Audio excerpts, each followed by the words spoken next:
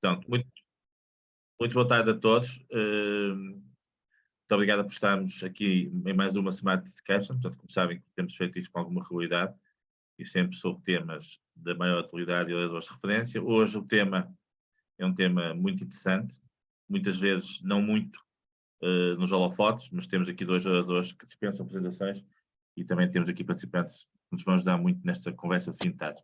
Antes de passarmos à apresentação dos oradores e também ao início da conversa, só dar nota de que a próxima sessão vai ser na segunda-feira. Esta é uma sessão muito especial porque vamos ter connosco o professor Timothy Garton Nash, que é professor de Oxford e uma das referências mundiais em termos de estudo sobre a Europa. Ele vai estar em Portugal nas conferências de estudo na próxima semana, e, portanto, disponibilizou-se para fazer uma sessão connosco. Vai ter que ser às 11 da manhã, pronto, infelizmente, mas é o problema de ter estas pessoas e, portanto, enviaremos depois o link oportunamente. Mas pronto, voltando agora à nossa sessão de hoje. Esta sessão é, de facto, uma sessão muito especial.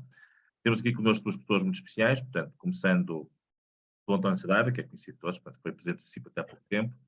É uma pessoa que dispensa qualquer tipo de apresentação pelo seu percurso pessoal, profissional e cívico. Está em vias de assumir novas funções, como é mais ou menos público, né, e tem muito a ver também com o tema que vamos aqui falar hoje, e, portanto, é um grato prazer tê-lo aqui hoje connosco, certamente que vai ajudar muito na discussão. A Isabel Junet é também conhecida de todos, portanto, tem sido uma verdadeira guerreira, entre aspas, na luta pela sociedade justa que vamos falar aqui hoje, à frente do Banco Alimentar e também do... Conferência que já me convidou para assistir, está sem direito. Nós conhecemos, de facto, num contexto muito recente, que tem a ver com o projeto do Micas Portugal, onde ela também deu um contributo muito interessante. E, portanto, como habitualmente, vamos ter um primeiro momento em que cada um dos oradores faz uma intervenção inicial de 15 minutos, aquilo que acharem adequado, mostrando a sua visão sobre este tema, porque é que estamos aqui, porque é que a sociedade, se calhar, não é tão justa como devia ser. E depois temos uma discussão que eu moderei entre todos, uma open discussion, espero que seja frutífera para todos. Eu só pedia, entretanto, que quem tenha o microfone ligado, por favor, tendo os oradores que o desligue, para podermos ter esta indicação. Ó Filipe, se pudesse depois dar mais ajuda nisso, está bem? Microfones desligados. Muito bem. Isabel, começamos consigo então, por favor? Muito obrigado, está bem? Bom, olá, boa tarde a todos e obrigado ao Jaime por este convite e também por este desafio, que é mesmo um verdadeiro desafio. Por um lado, conversar com o António Saraiva, que é pessoa que tenho muito apreço e muito respeito, e também o desafio do tema, e esse é realmente muito interpelativo. Eu estou aqui no aeroporto, portanto vou agora para a Madeira, portanto só virem de vez em quando anúncios do avião, ainda não é aquele que eu vou apanhar. Exato. E só fazia aqui um contexto e depois, se calhar, depois todas as perguntas e todas as interpelações para responder. Portugal é um país com uma taxa de pobreza muito elevada. Eu diria até que Portugal é um país pobre, e é um país pobre em que toda a gente, desde as empresas até às empresas públicas, as pessoas, as entidades, se habituaram a viver dos apoios do Estado.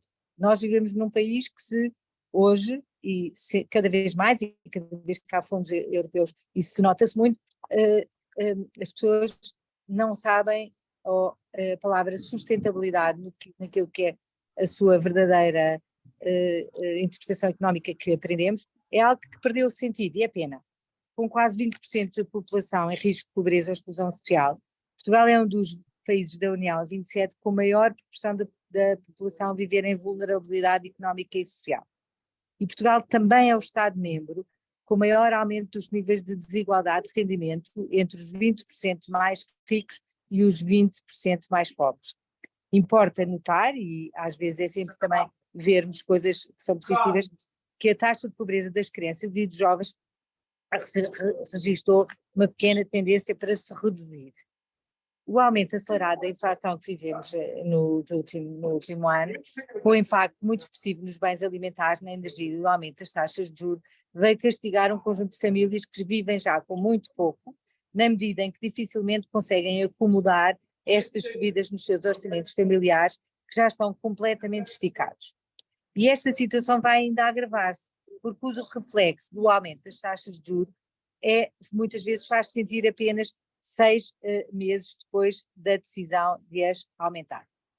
E Portugal é um país onde os créditos à habitação são, na sua maioria, indexados a uma taxa variável, cerca de 90% dos contratos feitos estão dependentes da variação da Euribor, e até há uns meses que até as pessoas habituaram-se a que se encontrava negativa e que deixou de estar.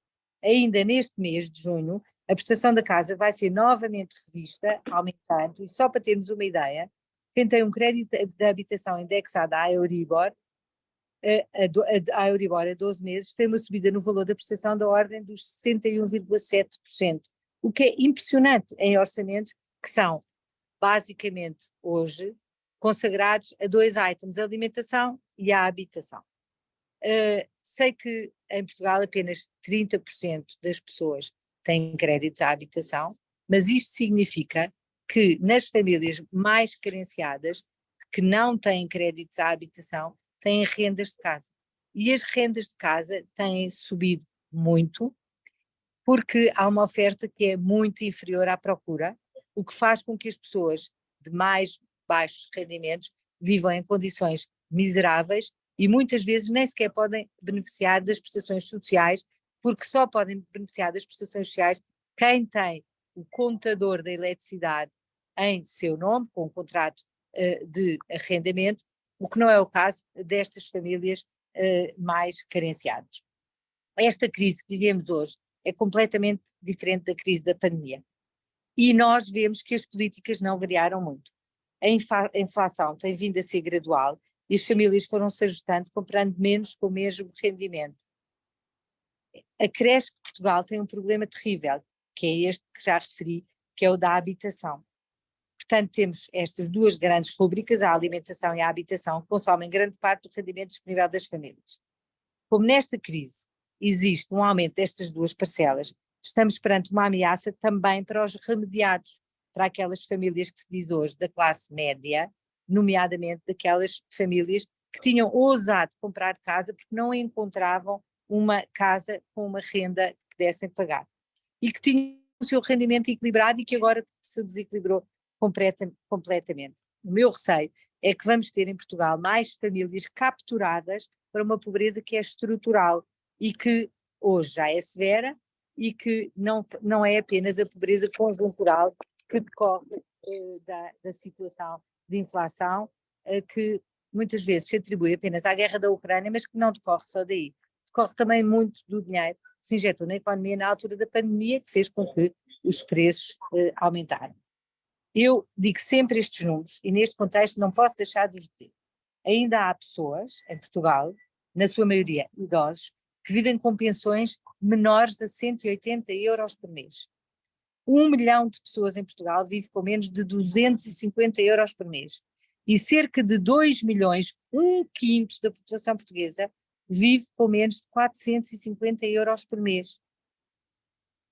Relativamente a estas medidas que têm vindo a ser implementadas para atenuar a pobreza, são meros balões de oxigênio que, de curtíssimo prazo, dão sinais errados às pessoas e não são geradores de riqueza, que é a única forma de combater a pobreza. A única forma de combater a pobreza é com mais educação e mais riqueza.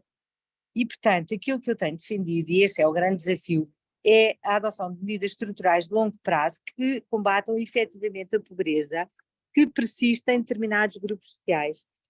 Os apoios e os subsídios ajudam, claro que ajudam, para quem não tem quase nada são balões de oxigênio, mas em muitos casos só geram mais assistencialismo. E portanto tem que haver uma clara alteração das políticas que são tomadas, investindo na mudança de mentalidades, beneficiando as empresas para criarem melhor emprego e emprego mais bem pago.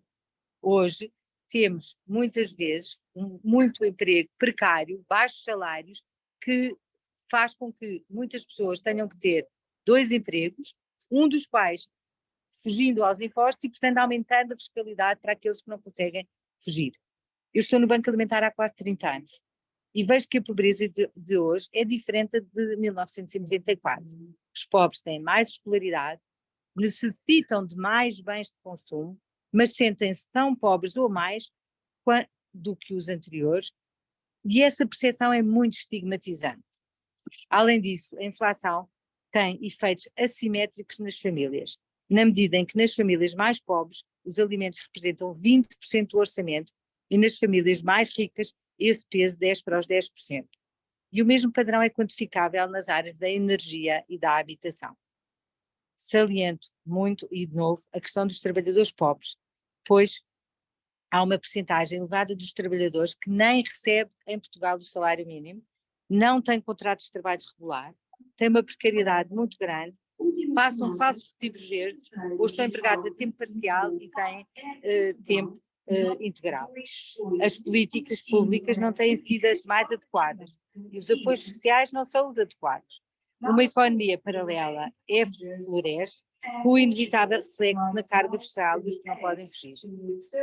Vou acabar dizendo, as famílias nos últimos tempos foram deitar menos leite no seu copo. Chegaram a um momento em que não têm dinheiro para comprar leite todos os dias. Nós temos famílias em Portugal que não comem uma refeição completa todos os dias, nem de 2 em 2 dias têm carne na sua mesa. Gente hoje que não são só idosos, são pessoas que tinham expectativa de ter uma vida boa, que ousaram comprar casa, investir na habitação, que até pensavam em ter filhos e que não podem ter filhos porque não têm capacidade financeira. E então, muitos deles, e não são apenas só os imigrantes, partilham casa para reduzir os encargos. Será que todas estas pessoas são livres? Deixo aqui esta pergunta. Muito bem, Isabel, muito obrigado pela atenção também. Sei que está aí no aeroporto, mas apesar de tudo ouvimos muito bem. Passamos agora ao António. António, muito obrigado pela disponibilidade. É uma honra contar aqui com a sua experiência, a sua visão. Esperemos que nos traga uma visão também suficiente para depois termos aqui uma discussão entre todos, está bem? Muito obrigado. Muito obrigado, Jaime. Boa tarde a todos uma vez mais. Isabel, desejo uma boa viagem. Muito obrigado por esta introdução e pela larga experiência e aquilo que tem dado à nossa sociedade. Curiosamente, este webinar em que nos encontramos coincide com o despacho da minha nomeação, hoje mesmo, para o cargo de Presidente Nacional da Cruz Vermelha. António, os nossos parabéns, eu não sabia do despacho, os nossos parabéns e votos maiores sucessos, está bem? Parabéns. Para já felicidades, parabéns logo se vê, porque enfim, mas esta minha inquietude cívica acabará por me matar, como eu costumo dizer entre amigos. Bom, mas agradecer o convite e tentar, mais do que aqui grandes conceitos, concordo com muito daquilo que a Isabel disse e com as suas preocupações, de facto estar há 30 anos à frente de uma organização e as alterações que são pressentidas, ou que são sentidas, melhor dizendo, são aquelas que referiu, não deixa de nos inquietar a todos para que a situação possa melhorar. Mas, como dizia, mais do que apresentar esta ou aquela questão, e estamos aqui para o debate, é, como a Isabel disse, eu corroboro, termos aqui um ping-ponguear de perguntas e respostas, mas obviamente dar aqui também um pontapé de saída, que é aquilo que me proponho fazer. Aquilo que aqui nos traz, que o Jaime nos convidou, é o desafio de uma sociedade mais justa. Ora bem, o desafio de uma sociedade mais justa, a construção, na minha perspectiva, a construção de uma sociedade mais justa exige, requer desde logo, um novo tipo de liderança. Liderança a todos os níveis, nas empresas, na política, nos governos, nas nossas próprias atitudes, porque ela assenta esse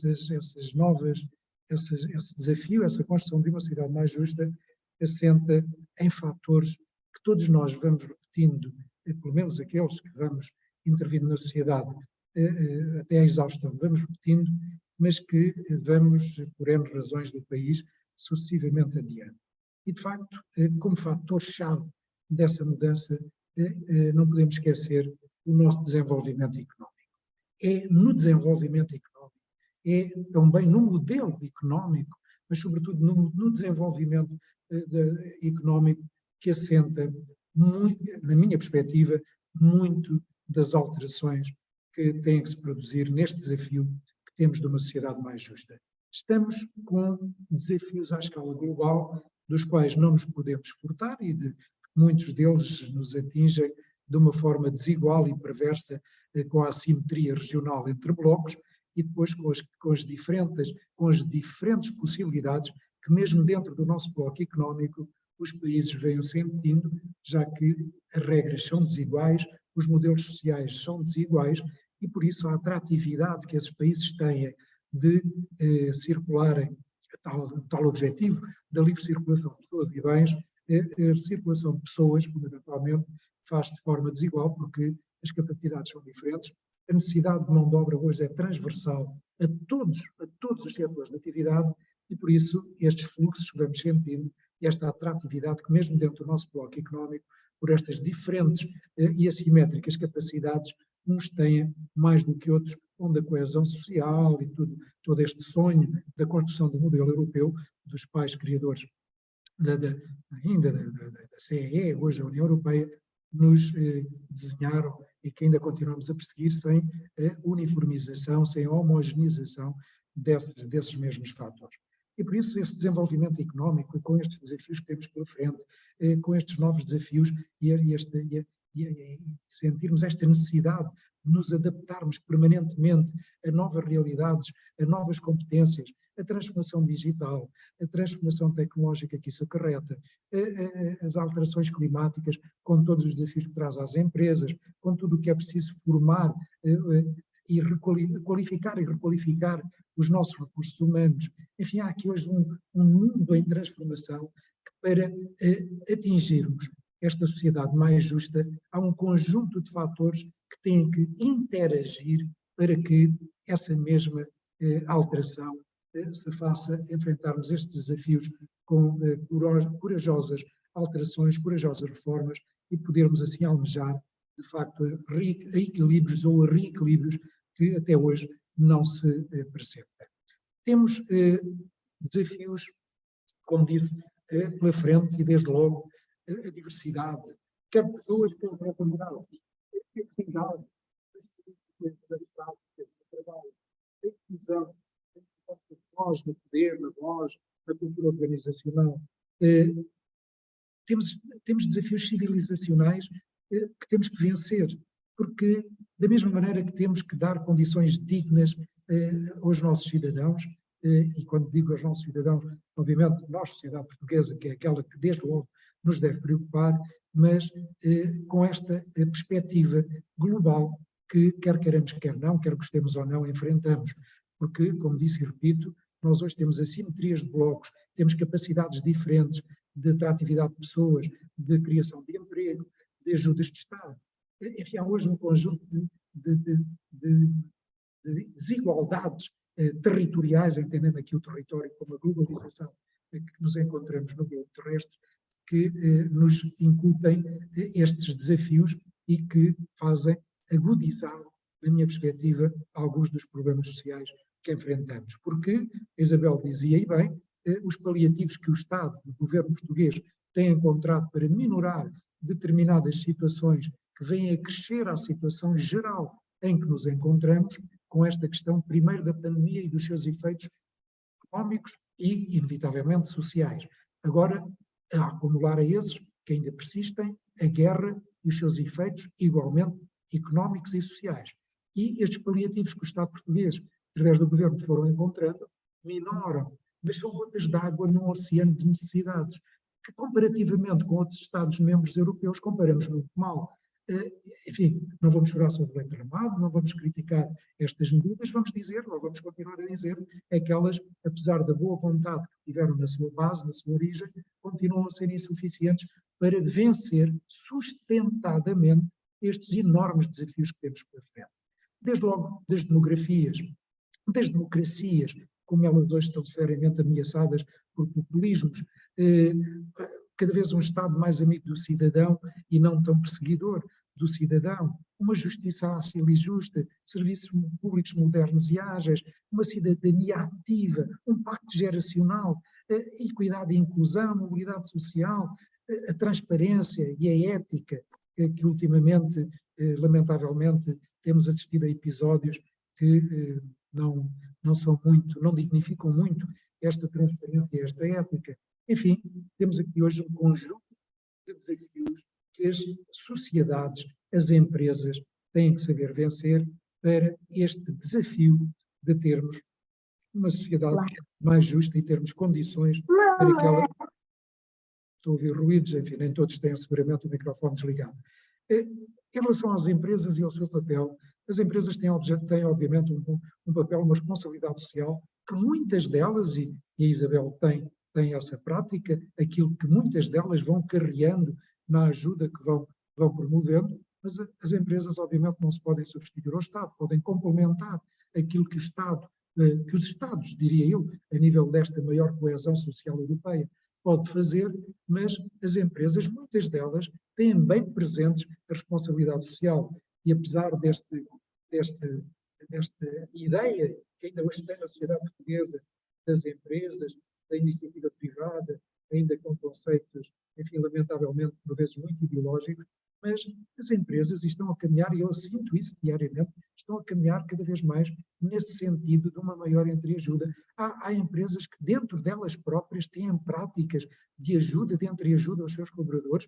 Não vou dar casos porque poderia esquecer-me de outros e poderia, enfim, por esquecimento, não vou ferir responsabilidades, porque eventualmente não está nenhum presente, mas corri o risco de ser injusto não citando umas, não citando outras.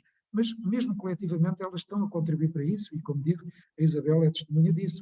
Mas é fundamental, por outro lado, também ter presente que o principal objetivo das empresas é o desenvolvimento da sua atividade económica, da geração de riqueza e, consequentemente, da criação de emprego sustentável, bem remunerado, em que os produtos ou serviços comercializados ou disponibilizados sejam obedecidos pelos mercados, acrescentem valor, acrescentem inovação, para que sustentadamente as empresas tenham cada vez melhores condições, diferentes condições, para, apesar desta globalização, apesar das regras desiguais que vamos assistindo numa economia perversamente global, mas regionalmente desequilibrada, regionalmente entendido obviamente dos blocos, como já referi, que apesar dessa desigualdade, as empresas possam sustentadamente manter, criar emprego, e posso-vos referir, enfim, vamos repetindo isto até à exaustão, pois um dos problemas das empresas é a captação de mão de obra. Falamos inevitavelmente que não se adquire mais mão de obra porque as empresas pagam baixos salários. Não é assim na generalidade, porque empregos tecnologicamente desenvolvidos, especialidades, como são especialidades comuns dos mestres, dos artesãos, dos canalizadores, dos eletricistas, dos soldadores, estou a falar deste tipo de especialidades, não estamos a falar hoje de grandes técnicos informáticos, de grandes programadores para esta nova economia que está a entrar portas dentro a uma velocidade incrível. Estou a falar destas profissões que, sendo, enfim, não quero ser ofensivo na expressão, mas sendo mais básicas no sentido do conceito, menos ricas em termos de reconhecimento social, são hoje muito procuradas e inexistentes. E por isso as empresas, eu tenho casos em que as empresas estão a oferecer 4.000 euros a soldadores e não os têm, ou eletricistas auto, apesar da tecnologia que o automóvel tem vindo a desenvolver. Enfim, temos hoje uma alteração das capacidades, das competências que se exige no mundo do trabalho, que, por isso, repito, a questão da qualificação e da requalificação dos nossos recursos humanos. Mas é falso dizer-se que o problema da captação de mão de obra reside exclusivamente na questão do salário. Não, reside nas rendas de casa, no valor no problema da habitação, da mobilidade interna, enfim, da coesão territorial. Há aqui todo um conjunto de temas que é ao governo, é ao Estado que cabe providenciar um conjunto de regras onde as empresas têm, obviamente, que, de uma forma complementar, oferecer esse plus, essa maior ajuda, essa maior flexibilidade da questão social e da responsabilidade que já hoje, como disse, muitas delas têm e que crescentemente têm vindo a assistir, porque tem-se constatado, como disse, que o processo da globalização, com o processo da globalização, temos dois grandes movimentos de cultura empresarial e que têm adquirido cada vez maior autonomia. Refiro-me à ética empresarial e à responsabilidade social das empresas que têm, como digo, vindo crescentemente e com estas novas exigências, por um lado, e com este despertar para esta necessidade, por outro, sinto cada vez maior, embora haja muito caminho a fazer, temos muita coisa a melhorar, mas tem que ser nesta entreajuda, neste equilíbrio de responsabilidades que da parte pública, o Estado, através do Governo, e as empresas, através das práticas, das estratégias empresariais, têm que vir ao encontro desta realidade. par destes conceitos, obviamente, continuamos, lamentavelmente, e temos que combater isso diariamente, a assistir a situações de pobreza e exclusão social que nos devem preocupar, e porque nos preocupam não podemos ficar apenas com a preocupação, todos nós. Tal como eu costumo dizer, que temos que ter uma cidadania mais ativa, mais participativa. Nós não podemos ir às eleições, sejam elas legislativas, europeias, autárquicas, e demitir-nos depois dessa cidadania participativa. Nós, enquanto cidadãos, temos que ser inquietos, temos que nos inquietar com a nossa cidadania, em cada grau de responsabilidade que exercitamos essa mesma cidadania.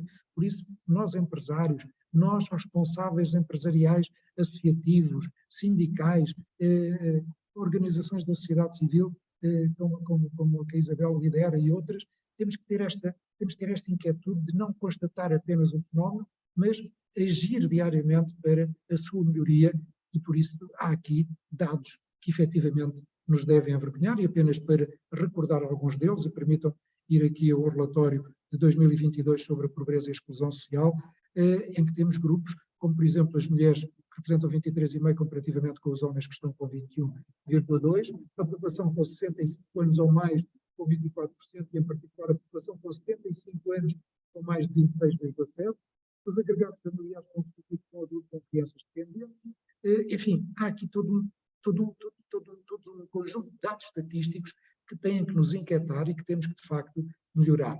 E por isso eu referi, no início da minha intervenção, a questão da melhoria das condições do ambiente económico, do desenvolvimento sustentável, da criação de riqueza, e ela obtém-se através de termos melhores e maiores empresas, caminharmos nesta criação de riqueza, criarmos emprego. Eu diria que a chave está na criação de mais emprego, trazer ao mercado de trabalho aqueles que deles estão afastados, não subsidiando, porque também temos que enfrentar com coragem essa realidade.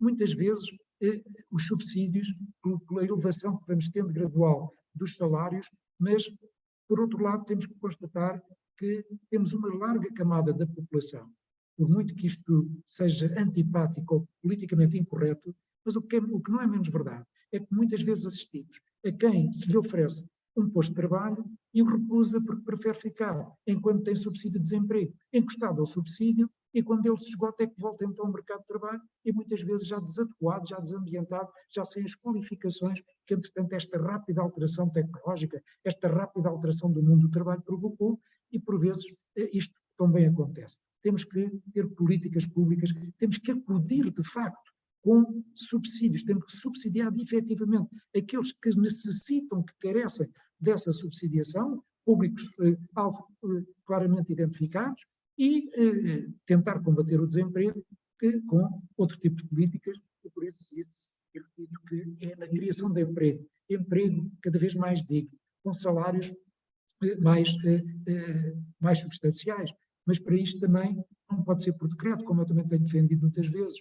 Os salários não podem ser por decreto, os salários têm que ser com a margem melhor que as empresas vão adquirindo, nos produtos mais inovadores que vão obtendo, no valor acrescentado que vão incorporando, e é assim que elas se vão diferenciando, é assim que elas vão obtendo melhores margens, melhor sustentabilidade, para assim também poderem distribuir, e é disso que se trata, poder distribuir a riqueza criada de uma forma justa, socialmente equilibrada, mas isto assenta, no fim da linha, em empresas mais fortes, empresas que consigam melhorar os seus produtos ou serviços para que eles possam ter melhores margens de comercialização e com práticas sociais de remuneração, de distribuição da riqueza criada de uma forma mais consentânea com o país que somos, com as necessidades detectadas, com a especificidade que Portugal tem comparativamente com outras geografias, mas não nos esquecendo que estamos hoje nessa globalização da economia, os efeitos perversos e as desigualdades que ela contém,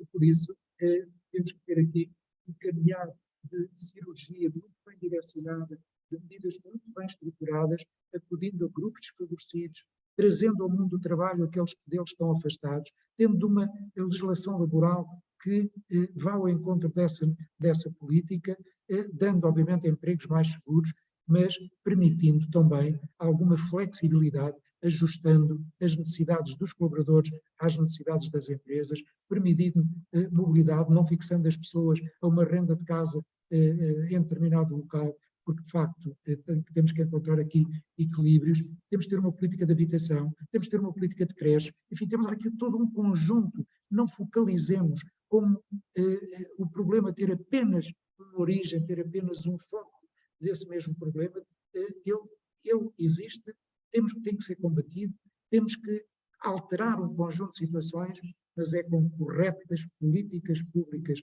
complementadas por estratégias empresariais, é neste encontrar das melhores soluções, despidos de ideologias que por vezes distorcem completamente as lógicas da legislação, é nesta construção de um tempo diferente, de um tempo novo, para enfrentarmos estes enormes desafios que quer queiramos, quer não, temos que os enfrentar, temos que os incorporar, temos que encontrar novas respostas para estes novos problemas e não, embora isto seja uma frase feita, mas é assim, e não tentarmos responder com as mesmas respostas a problemas que são diferentes, e é neste todo em que teremos que nos encontrar, é nestas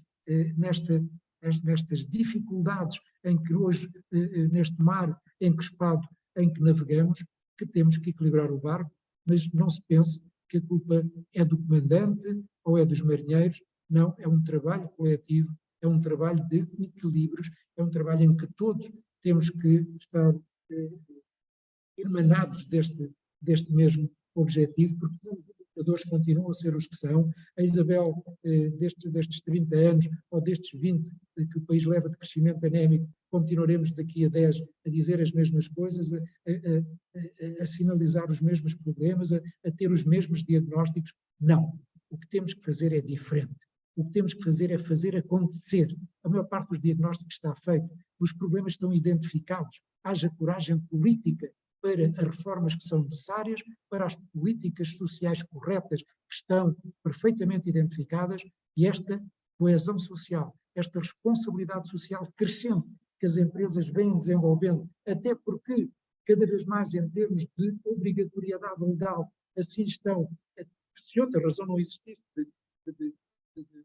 da função social, do despertar para questões sociais, até por essa questão legislativa, as empresas estão hoje cada vez mais obrigadas a determinadas práticas e que não seja por publicidade, que seja por inteligência que mudamos a sociedade no papel que cada um de nós tem que assumir no dia a dia com a nossa cidadania participativa, não ficando na nossa zona de conforto, seja ela qual for, porque zona de conforto gera aquilo que temos que é a lassidão, a continuação dos nossos problemas. E para já muito bem, António.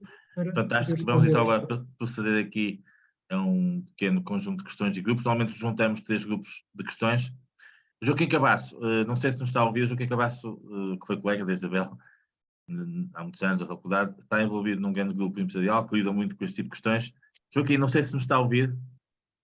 Eu estou a ouvir, estava precisamente a sair do escritório, Jaime, mas faça só um pequeno comentário que é importante ter a sua visão vou também. Vou naturalmente cumprimentar a Isabel, que sou colega e amiga, e não foi assim há tantos anos, e também o António, de quem tenho o privilégio de ser admirador e também amigo. Eu estou absolutamente de acordo e revejo-me em tudo aquilo que foi dito. O problema não está no diagnóstico, o problema está em fazer. Eu, pessoalmente, tenho uma visão que é complementar, ou coincidente com o que disseram. O segredo está no crescimento. Portugal e as empresas têm que crescer. Depois, as políticas dos governos têm que estar alinhadas e ser amigas do crescimento e de quem propicia o crescimento. Eu, pessoalmente, acredito que são as empresas que o fazem. Mas crescimento, Portugal também precisa. As empresas precisam de crescimento mais qualificado, de colaboradores mais qualificados. E nós hoje não temos tanto um problema de qualificação ao nível das licenciaturas, embora tenhamos uma percentagem grande de jovens licenciados que saem do país, mas sobretudo uma percentagem da população com o 12º ano, ou antigo 7º ano feito, que é pelo menos 20% abaixo daquilo que são a generalidade dos países europeus.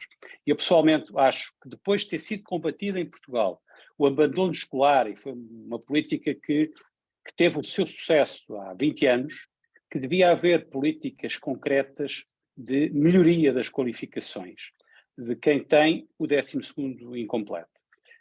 Porque nós não precisamos só de licenciados, o António mencionou exemplos de profissões que não só realizam as pessoas, como eles permitem que tenham ganhos elevados, e Portugal, tanto quanto sei, como ele referiu, não tem eletricista, não tem soldadores para aquilo que é necessário, mas eu poderia falar de cozinheiros ou de outras funções, porque precisamos de criar empregos que permitam ter maior valor acrescentado.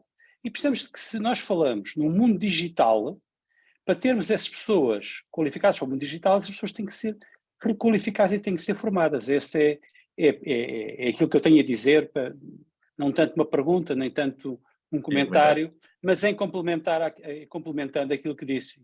Jaime, muito obrigado. Sim, como tu gostas. Isabel e António. Desculpe lá ter interrompido. Estou a ouvir na mesma, Muito bem. Vou continuar a ouvir, está bem? Sim. Portanto, nós procuramos, António e Isabel, ter aqui vários tipos de intervenções de pessoas diferentes. Eu vou também desafiando as pessoas. Nós temos aqui o Belmiro Torres Couto, que é um jovem gestor, salvo seja, jovem, continua muito jovem, mas ele tem a virtualidade, sendo da Aveiro, trabalhando num grupo conhecido, também nacional, está também na Roménia, né? E também tem a visão dos dois países. Não sei se o Belmiro nos quer dar esta comparação entre a Roménia e Portugal, até porque agora fala-se muito na Roménia, já ultrapassou Portugal, né? Portanto, já agora, se quiser dar essa nota. Eu estou a participar a partir de Bucareste, para que Pronto, saiba. então, olha, nem sabia, pronto, muito bem. E de facto faço residência nos dois países, e o grupo aqui também tem necessidade de soldadores e de engenheiros, e posso-vos dizer que o engenheiro entrante em Portugal, infelizmente, arranja-se por 1.000 euros ou 1.000 e poucos euros, e aqui em Bucareste você não arranja nenhum engenheiro entrante, pelo menos pelo dobro. Ou seja, a Roménia, se calhar nos índices médios globais, não ultrapassou Portugal, mas nos índices das grandes cidades, e refiro-me a Bucareste, Timișoara, Cluj, Constança, as principais cidades romenas já ultrapassaram Portugal nos seus índices de performance económica e social. Bom, mas eu gostava de saudar aqui os palestrantes, o António Saraiva e a Joné, que me deram aqui uma esperança, porque eu ouvi-os falar de uma mudança das políticas, para que as políticas deixem de ser cada vez menos assistencialistas e passem a ser cada vez mais interventivas no sentido de colocar as pessoas no ativo. Eu sou precisamente essa opinião. A mim entristece muito quando vejo numa cidade, seja aqui em Bucareste, seja em Lisboa ou em Aveiro, onde eu moro, entristece muito ver uma pessoa idosa ou um deficiente, uma pessoa menos válida, numa situação de pobreza na rua. Entristece-me muito. Mas também me entristece muito ver um jovem de 30 anos que podia estar a trabalhar, que tem capacidades físicas e até intelectuais, e anda a pedir nas ruas também. Estas duas situações entristecem, porque aquele que é pobre e que de facto não tem capacidade de gerar riqueza precisa de assistência, e assim merece-a, mas aquele que anda a pedir nas ruas e também tem por vezes assistência, também vai buscar essa assistência de uma forma voluntária ou digamos ao quadro institucional, esse não tem que ser assistido digamos, em caridade. Esse tem que ser assistido para trabalhar, para gerar riqueza, para produzir. E ouvimos aqui o António Saraiva dizer, e é uma realidade que toda a gente conhece, o país precisa de mão de obra, é preciso gente para trabalhar. E, portanto, eu acho que a mudança da política social passa precisamente por converter, se calhar, metade destas pessoas que deviam estar a trabalhar e a não a pedir, e a não a viver à custa de subsídios, convertê-las em ativos. E muitas vezes não é nas cidades que essas pessoas têm que estar, porque nas cidades as pessoas têm que saber fazer coisas, informática, cheirar bem, estar lavadinhos, estar prontos para um emprego de serviços, e isso na cidade não acontece. Mas você vai ao interior, às zonas industriais, ou ao campo, ou à pesca, e não tem mão de obra, e aí as pessoas não precisam estar lavadinhas e de cheirar bem, e de ter as condições sociais todas, mas não querem trabalhar. E, portanto, a mudança radical do paradigma da assistência social tem que ser feita. Nós temos instituições, temos redes integradoras desses cidadãos nas cidades, e eles se calhar têm que sair das cidades, ir para as zonas pesqueiras, para as zonas industriais, para o campo, para o interior, e integrar essas pessoas aí, porque integrá-las nas cidades, nos serviços, eu não vejo solução. E se calhar grande parte das ações de integração acabam redundantemente por não funcionar, porque não é nas cidades que elas funcionam. E por outro lado, temos que melhorar a assistência àqueles que de facto não conseguem, ou porque têm deficiências, são menos válidos, ou porque são idosos e já não têm capacidade de conseguir. E portanto, o paradigma da forma de mudar a assistência social, eu acho que foi uma mensagem fabulosa que eu ouvi aqui de dois grandes responsáveis. Gostava também de dar uma nota e corroborar aquilo que disse o António Saraiva. A criação de riqueza não é o Estado, esqueçam. O Estado nunca vai criar riqueza, pelo contrário, o Estado destrói riqueza. O Estado utiliza a riqueza gerada pela economia. A economia são empresas. Empresas faz com empresários. Portanto, meus senhores, criamos empresários. É preciso dar incentivos à criação de empresas, à criação de empresários, à formação de empresários. É preciso que as nossas escolas formem empresários. É preciso que as nossas escolas não formem apenas técnicos muito qualificados, muito bons engenheiros, muito bons diretores, mas depois não criam empresas. E o país precisa de empresas, precisa de empresários para criar riqueza, porque são as empresas que criam riqueza. A fórmula é fácil, agora é preciso que as políticas tenham estes sentidos. Estava a dar aqui uma nota, digamos, à necessidade de introduzir a prescrição de mandatos no Banco Alimentar. Portanto... Muito bem, uma pequena nota final. Uma última intervenção. Portanto, nós temos aqui várias pessoas, mas se calhar para agora ser uma senhora, a Cristina, Cisa Vieira está aqui connosco, eu sei que ela vai ter funções também a este nível.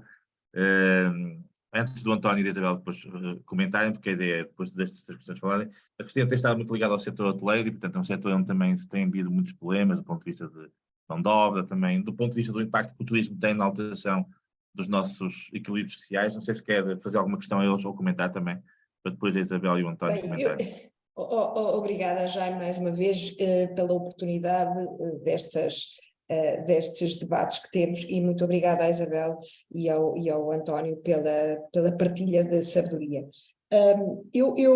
Além da sensibilização que este tema a todos nos traz, não podemos ser uma sociedade mais justa se deixamos para trás concidadãos.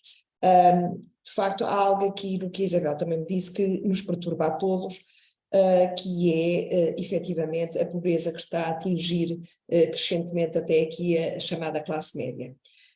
E esta ponderação do valor relativo que o peso da habitação, da energia, da alimentação tem comparativamente entre os mais pobres e os mais ricos, e portanto a menor disponibilidade, por exemplo, também para investir em educação. Mas há algo aqui que de facto me sensibiliza a par disto, é que de facto é verdade, a Isabel dizia, a única forma de combater estruturalmente a pobreza é com a educação e com a riqueza. Mas todos ouvimos agora o recente estudo do Banco de Portugal que dizia que o prémio salarial dos licenciados tem estado em queda e caiu em 2020. O Banco de Portugal dizia o salário médio real de um trabalhador em 2020, um trabalhador com licenciatura, comparativamente com um trabalhador com ensino, apenas com ensino superior, sem o ensino superior, era de mais 52% em 2020, quando em 2016 era de 60%.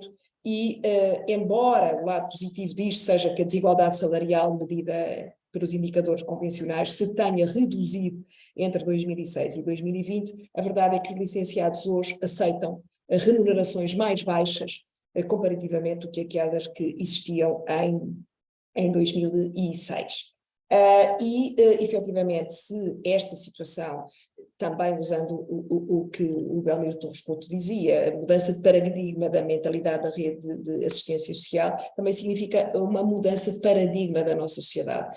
Não tardará, todos somos trabalhadores mais qualificados, com licenciaturas das convencionais ou com outras que apareçam no mercado. É verdade, não é o Estado que cria riqueza, mas é o Estado que tem que criar as condições para que as empresas criem riqueza. Algumas intervenções que o Estado tem feito, eu lembro-me, e vocês também, nós acabámos de fechar agora a revisão das tabelas salariais com um dos sindicatos afetos à UGT. Uma das preocupações que tínhamos vinha, como sabem, ditada por um estímulo que foi vertido no Estatuto dos Benefícios Fiscais por orientação do Orçamento de Estado para 2023, no sentido em que o Estatuto dos Benefícios Fiscais, enfim, via Orçamento de Estado, como sabem, diz que para haver uma majoração para haver uma valorização fiscal de 50% do custo superior, do custo a mais que se tenha com os aumentos salariais, há que respeitar vários parâmetros. Um deles é que eles decorram do que é negociado em convenções coletivas de trabalho, outro é que não pode aumentar o leque salarial face ao exercício anterior. Portanto, o próprio Estado dá orientações específicas às empresas para reduzirem estas assimetrias. No entanto, há outras situações verdadeiramente surpreendentes.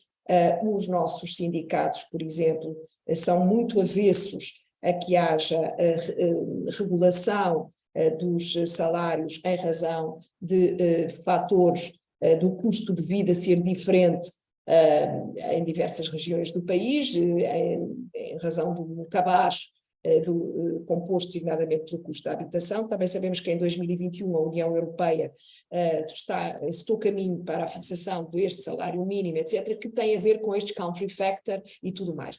Eu creio que aqui uma dos apontamentos que o Estado também devia dar aqui era, em sede de concertação social, também perceber que estas assimetrias regionais deveriam levar a que efetivamente não houvesse um salário mínimo nacional igual para todo o território nacional, porque efetivamente o salário real é bem distinto. E, portanto, esta era um bocadinho uma reflexão que eu tinha aqui para partilhar convosco. Neste momento, os sindicatos são completamente avessos a este tipo de negociação. No nosso caso é gritante, porque, como imaginam, a rentabilidade de um hotel, qualquer que seja a categoria, no interior do país ou nas cidades, é completamente distinto, tal como o custo de vida também é distinto, e o esforço para as empresas é distinto. A outra grande preocupação tem a ver com os empregos do futuro e com o facto de não tardar que a hotelaria tem que apostar muito mais em programadores e especialistas em inteligência artificial do que em empregados de mesa. E esta situação dos licenciados estarem a cair nesta também dificuldade de, com o seu salário, poderem providenciar a uma melhor qualidade de vida, também me preocupa bastante. Muito bem, Cristina. Isabel, não sei se quer comentar estas intervenções, todas elas muito ricas, e depois passo ao António, faz favor. Bom, muito bem, realmente penso que podemos resumir e que a receita parece simples para gerar riqueza, para se combater a pobreza e para ir ao encontro deste desafio, que é o tema que o Jaime nos pôs aqui, de construir uma sociedade mais justa, mas mais coesa, porque a coesão também decorre da justiça. Temos que gerar riqueza. E gerar riqueza significa mais empresas, melhores empresas, mais emprego, mais qualificado, mais bem pago, mas também exige uma responsabilização individual. Não podemos todos pactuar com esta fuga ao fisco, que depois obriga muitos trabalhadores que não têm hipótese a ele fugir, porque senão fugiam, de ficar muito sobrecarregados e, portanto, ficar numa situação muito mais difícil, e também haver uma formação, uma maior adequação daquela que é a formação que é ministrada, nomeadamente nas universidades, nos politécnicos e até no ensino profissional, com aquilo que o mercado pede. E hoje parece-me que não há este esforço de adequar aquilo que são as respostas ou a oferta formativa com aquilo que são as necessidades do mercado. Nós realmente vamos ter a inteligência artificial e a digitalização e tudo ligado às partes mais tecnológicas vão exigir qualificações distintas. No entanto, haverá sempre necessidade de alguns empregos que hoje podemos encarar até como menos qualificados, mas que são muito qualificados. E há, sobretudo, esta noção de que podemos qualificar mais alguns trabalhadores para que possam fazer outras tarefas que são diferentes das que executam hoje em dia, mas que são muito necessárias, pagando um salário que é justo. E, portanto, claro que já São Paulo dizia que pobres há e sempre os haverá, e o Estado deve tentar estar cá para ajudar estas pessoas que efetivamente precisam e que não têm forma de subsistir sozinhos. Tudo o resto, também concordo que cabe muito o papel às empresas, os benefícios que o Estado pode prestar podem ser dados às empresas para que qualifiquem mais e paguem melhor os seus colaboradores, e depois há aqui sempre esta polarização de olhar para a economia direita-esquerda, que por vezes faz com que apareçam anticorpos quando não deviam aparecer. E, portanto, acho que só juntos e olhando no mesmo sentido podemos construir uma sociedade verdadeiramente mais justa e mais coesa. Muito bem. António. Já muitas intervenções que quem está a ver-nos e interagir connosco neste painel fizeram, não tenho nada a acrescentar, a não ser a concordância com aquilo que está dito. Aliás, este tema, pela sua importância, por aquilo que cada um de nós individualmente quer participar na sua melhoria, não haveria, obviamente, não esperava eu, diferentes opiniões, a não ser desta ou daquela metodologia, e concordo, obviamente, muito com aquilo que o Belmiro disse, realçando algumas das questões que eu abordei, mas acho que, fundamentalmente, Jaime, a mensagem ou aquilo que aqui, independentemente de todas as intervenções que vão ser feitas, aquilo que deve ser a nossa posição é fazer acontecer, é contribuirmos para a alteração de algumas coisas que a sociedade está a perra. A sociedade como um todo, a questão do Estado nas suas práticas, os sucessivos governos que não vão reformando aquilo que tem que ser reformado, o diálogo social em concertação, como a Cristina dizia, e já agora permitam-me aqui uma inconfidência, ela seguramente não vai levar a mal, a Cristina acompanha-me na direção nacional deste desafio que hoje assumimos, uma cota parte de responsabilidade, enfim, aqui agora publicamente agradecer a disponibilidade que a Cristina uma vez mais. Eu é que agradeço o convite, espero estar à altura. Estás com certeza, não tenho dúvidas disso. Mas pronto, permitindo-me esta parte, estamos todos de acordo, por isso o que importa é fazer acontecer. Os diagnósticos estão feitos, a situação é esta, e se nada for feito, uma certeza nós temos, é que vai piorar. Se nada for feito, a situação só tende a piorar. Por isso é fazer acontecer, é fazer diferente. Isso está em cada um de nós, da nossa determinação, no nosso dia-a-dia, da responsabilidade que exercemos nos vários locais, é empurrar neste sentido do social, da participação ativa da cidadania que me referi, é fazermos diferente, é fazer acontecer. Porque muitas vezes sentimos, e seguramente a Isabel sente isso, muitas vezes sentimos-nos sós, sentimos-nos muito sós neste combate. Temos momentos, é evidente que quem está na liderança de qualquer entidade, qualquer organização, a liderança de topo é sempre muito solitária, em qualquer circunstância. Mas esta, ao contrário de outras, não deveria ser tão solitária, não deveríamos ter esses momentos de solidão, porque estávamos confortados com a ajuda, com a entreajuda de muitos mais do que aqueles que ainda hoje somos. Muito bem. Nós temos aqui connosco o Zé Carlos Caldeira, que é um homem que está ligado à inovação, à tecnologia, e tem-se que é uma perspectiva muito própria também disto tudo, não é, Zé Carlos? Não sei, um homem que está na universidade, num centro de competência, como é que olha estes temas? Eu, atendendo ao tema, até estava muito caladinho aqui a ouvir-me descansado. Mas às vezes é importante... E não estava a estranhar que o Jaime não me dissesse nada, eu até estava tranquilo, não é? Mas já agora não deixo escapar a provocação para, concordando com o diagnóstico, dar se calhar um enfoque um bocadinho diferente daquilo que menos algumas pessoas deram. Eu acho que neste momento, o nosso grande problema é mesmo, ou vai ser ainda cada vez mais, como o António disse, se não resolvermos nada, um problema de competitividade salarial. E quando eu digo salarial, vou chamar de competitividade remuneratória, ou seja, de competitividade dos salários, mas também da remuneração que nós fazemos aos investidores, aqueles investidores a sério, não àqueles que são os especuladores. Isto porquê? Porque as ditas profissões mais avançadas, enfim, de tecnologias de informação, de engenharia, por aí fora, que nós atribuímos de alguma maneira a alguns tipos de profissões, a alguns tipos de setores de atividade. Dizíamos, as tecnologias e tal, mas aos setores tradicionais, depois aos outros, a agricultura, as pescas, como foram dito.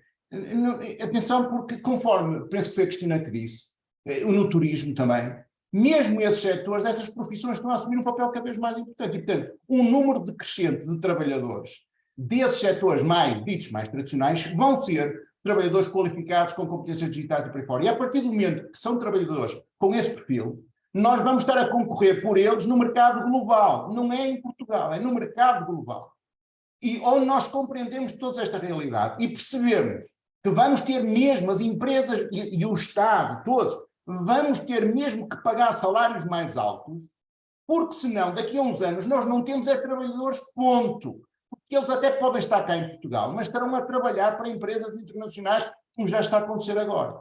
E eu só conheço uma forma de pagar salários melhores, é gerando mais valor acrescentado por trabalhador.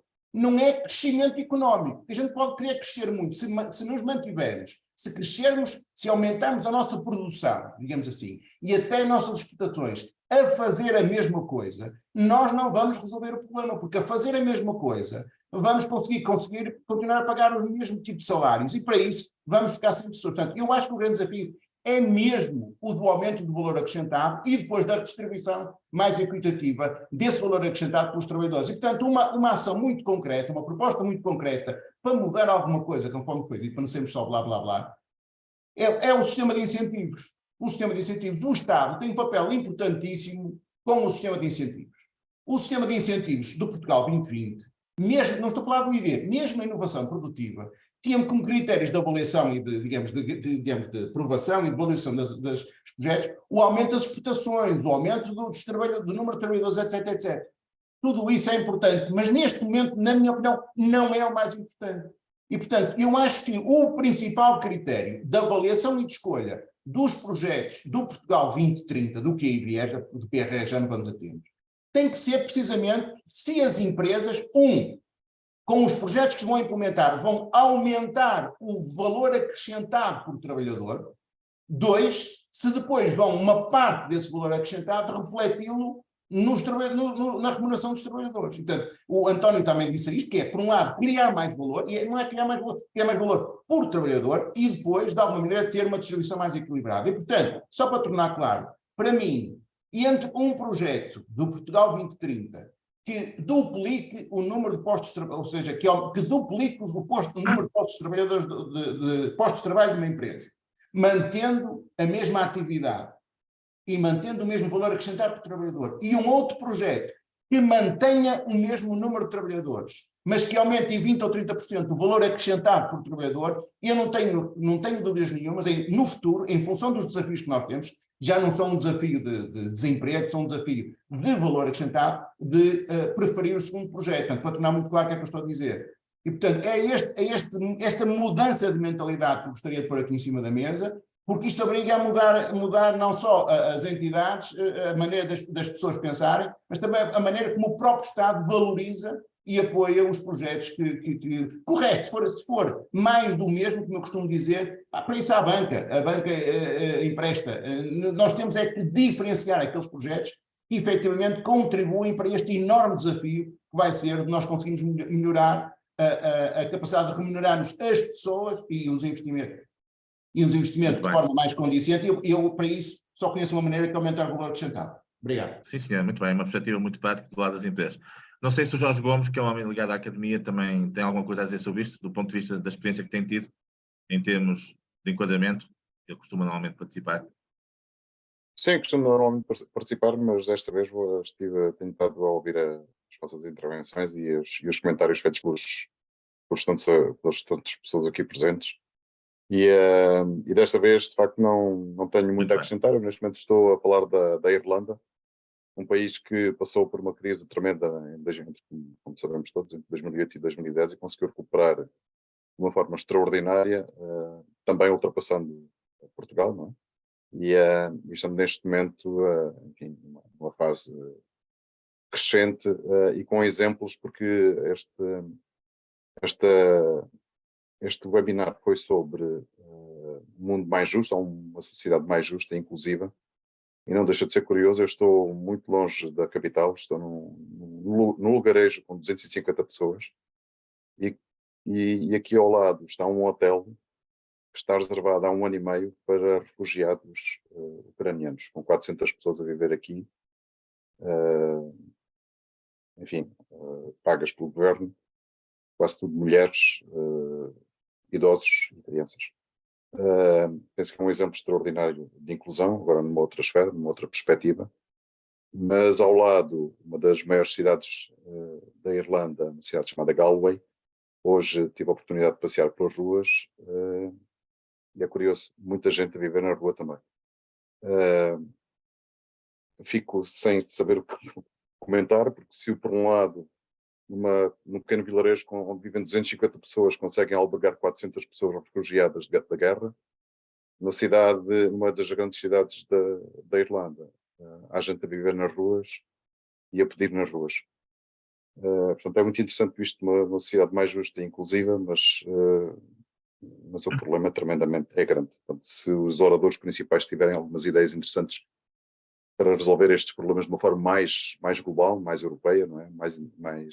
mais global, seria interessante também para ouvir e Muito bem. ver as vossas ideias. Sim, senhor. Não sei, agora para acabar, nós temos aqui pessoas ligadas também à parte mais social, Helena André, que foi ministra há muitos anos, e também uma colega da Entreajuda. Não sei, Helena André, se quer fazer algum comentário, se quer colocar alguma questão, não sei se está a ouvir.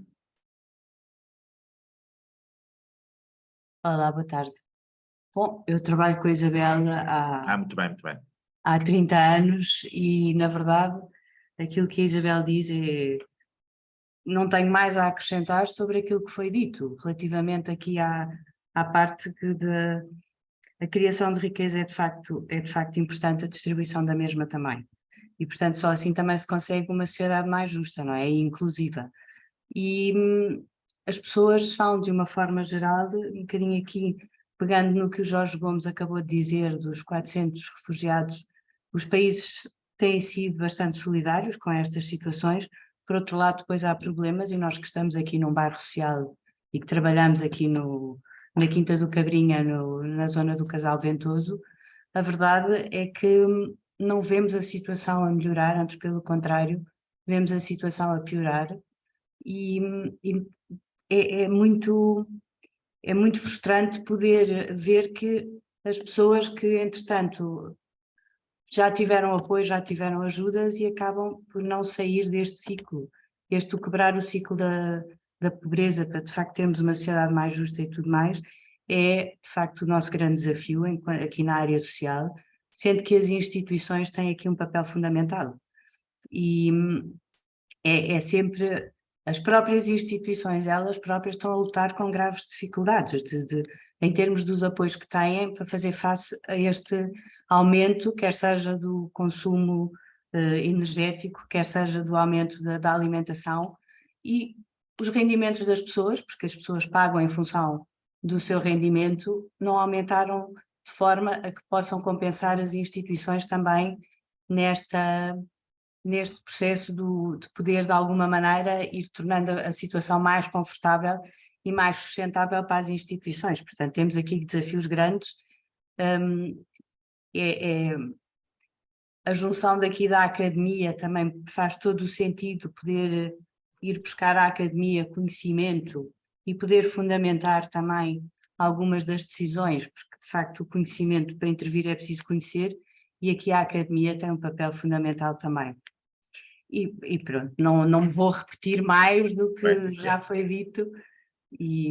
Muito bem, vamos então passar a uma nota final dos nossos oradores, para cumprirmos os termos habituais. Jaime, peço desculpa, posso só dar aqui um apontamento, só porque o vigor com que o José Carlos Caldeira falou me interpelou também. Porque, de facto, é verdade, aquela máxima de que não se pode distribuir riqueza que não é gerada, e eu concordo muitíssimo com ele, é o valor acrescentado por trabalhador, e na nossa área só há uma forma, o peso e a responsabilidade enorme que o turismo tem na economia e no emprego do nosso país, leva a que eu só conheço uma forma também, que é aumentar o valor com que vendemos o nosso turismo, designadamente o nosso alojamento. E como sabem, isso tem crescido, o preço do nosso turismo, dos nossos hotéis, etc. E depois temos, como sempre, enfim, tudo quanto é a crítica à volta. Tanto nos batiam porque éramos um turismo de pé descalço e de backpackers, como agora somos um turismo elitista e para ricos e que exclui os portugueses. E, de facto, isto, sol na eira e chuva no naval, não é possível. E, portanto, eu acredito muito nisto, de facto. Só o valor acrescentado por trabalhador é que permite remunerar melhor, independentemente da situação, e também lido com muitas empresas, e estou em negociação com os sindicatos, da questão da responsabilidade social das empresas e desta obrigação que agora tem que haver, felizmente, no cumprimento de critérios ESG e no relatório, a par do relatório financeiro. Mas há aqui muitos também social washing, chamemos-lhe assim. E, portanto, esta situação de crescer em valor do que vendemos para poder remunerar melhor os nossos trabalhadores, eu não conheço outra maneira. E pelo peso que o turismo tem. Agora, não podemos é depois estar a acusar o turismo, que é um turismo só para ricos.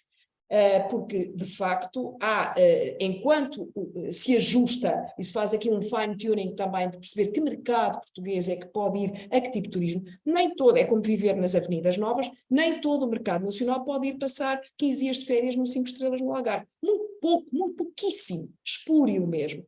O que se pode é aproveitar a alavanca que o turismo está para, de facto, também ele ser, desse ponto de vista remuneratório, mais compensador e, no fundo, corresponder ao peso que o turismo tem pelo volume de emprego que gera. E, portanto, esta questão de sermos também coerentes e, obviamente, tem todo o outro lado negativo que o turismo também está a ter relativamente, por exemplo, à pressão sobre a habitação, é uma verdade, mas não vamos meter tudo no mesmo saco. Eu só conheço uma maneira, crescer em valor nas exportações e, neste caso, nas exportações de turismo, porque nós não podemos ter cá o dinheiro dos turistas sem eles virem, e remunerar melhor os trabalhadores, porque realmente o valor acrescentado por trabalhador, parafraseando o que o José Carlos Caldeira dizia, é a única maneira de distribuir melhor a riqueza. Era só isto no nosso setor especificamente. Vamos ter mesmo que estar orgulhosos de estar a vender mais caro aquilo que é o turismo nacional.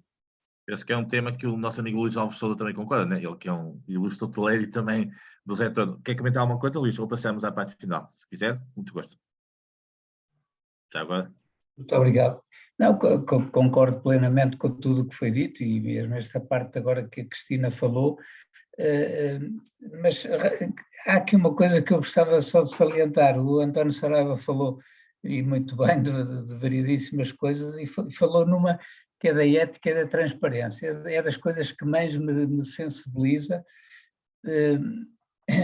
e eu estou muito preocupado, porque falo com gente nova, e tenho os meus filhos, como devemos ter a maior parte de nós, alguns no estrangeiro, e os amigos todos no estrangeiro, e a gente nova queixa-se imenso também da carga fiscal que tem.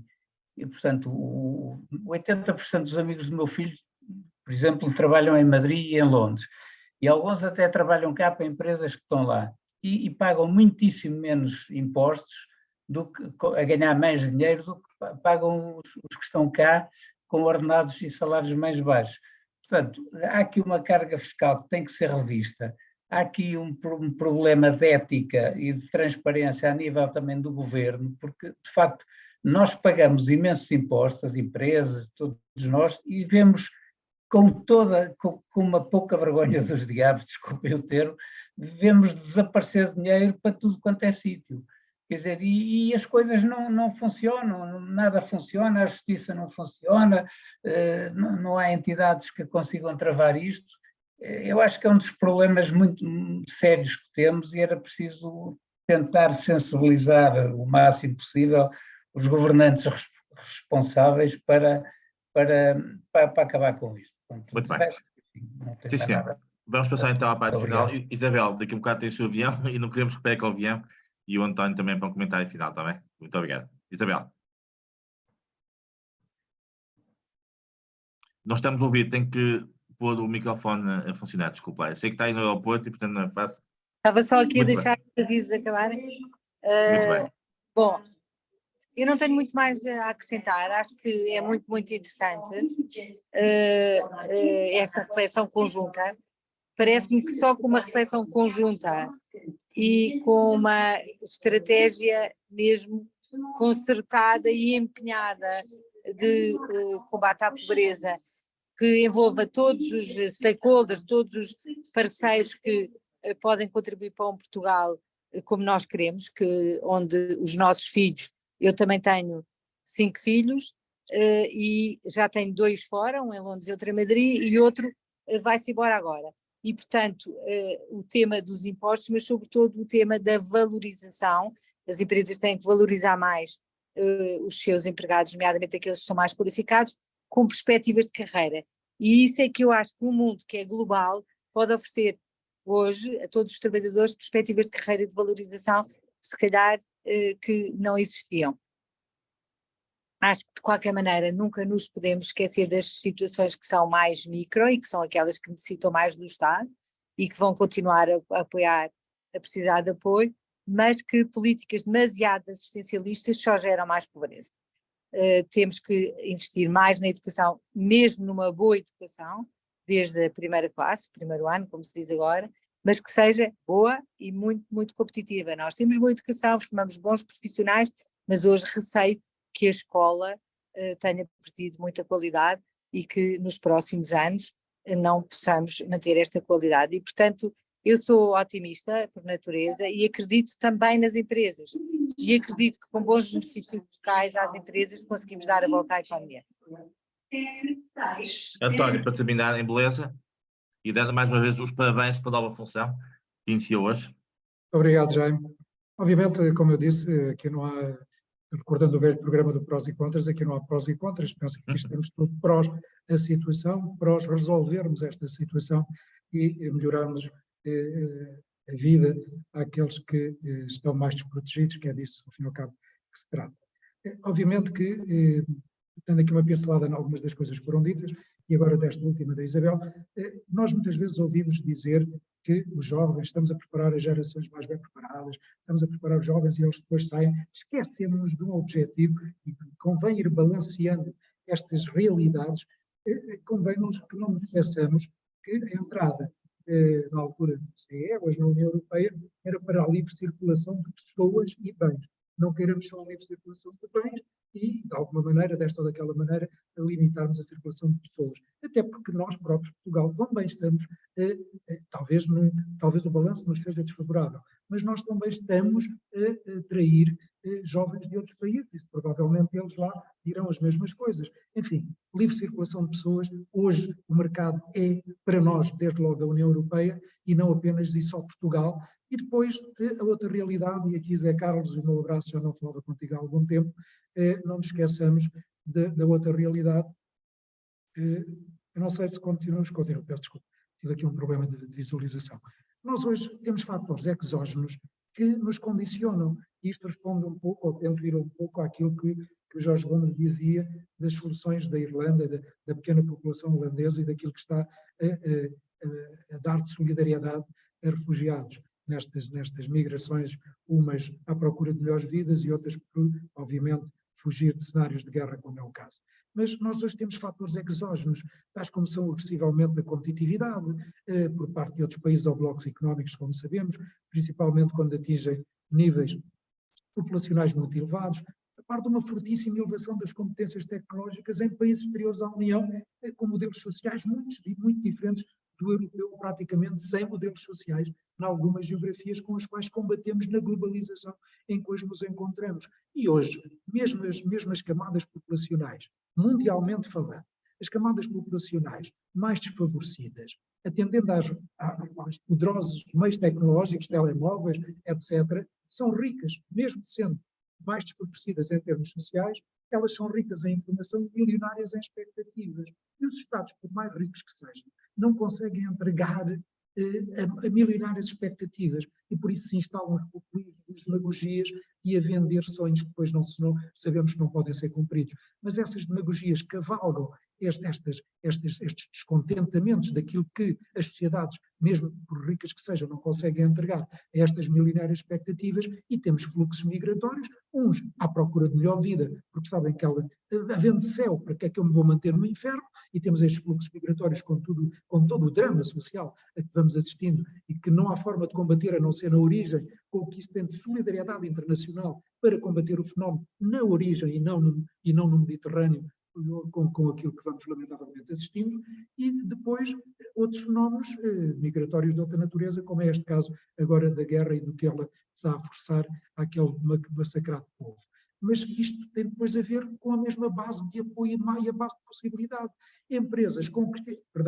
Países com o crescimento da Irlanda não podem comparar com países com o crescimento de Portugal. porque temos que comparar realidades comparáveis e, de facto, aqueles que fizeram as reformas, aqueles que fizeram a reforma da justiça, da administração pública, a fiscal, como há pouco aqui se referia, aqueles que fizeram o trabalho de casa a tempo, estão a recolher os resultados de uma perversa globalização. Obviamente que eu não defendo que o contrário da globalização seja o proteccionismo. É uma reglobalização. Temos que nos reencontrar, temos que nos reajustar. E isto exige que mundialmente os grandes blocos encontrem formas de reajustamento e dentro da União Europeia a maior coesão, a maior solidariedade e não apenas a harmonização fiscal, que não existe, ou a harmonização bancária que está por fazer. Há outras harmonizações que não podemos continuar a cinicamente permitir que elas sejam adiadas constantemente, porque é o adiamento de muitas reformas, é o adiamento de uma coesão diferente do modelo europeu, apesar de ser uma união e não uma federação, é resolvendo, é fazendo o trabalho de casa que está por fazer, que todos os problemas, incluindo este, que tem a dimensão social e a resposta que temos que lhe saber encontrar, mas este é um problema entre outros problemas que se conjugam para que este permaneça. Temos que resolver outros, a par deste, sob pena de que não resolvendo. Este vai demorar a ser tratado porque não geramos condições, não geramos um modelo de desenvolvimento económico diferente, assente em novas realidades empresariais, em empresas que possam remunerar melhor porque obtêm melhor margens dos seus modelos de negócio. Há aqui todo um edifício lógico que, começando nas fundações, chegaremos ao telhado. Muitas vezes queremos tratar do telhado sem tratar das fundações, outras vezes queremos passar pelo primeiro piso sem tratar do resto do chão.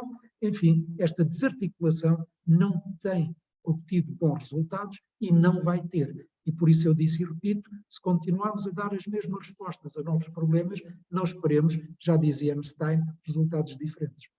Muito bem. António, terminamos em beleza. Muito obrigado a ambos, está bem, pela vossa disponibilidade.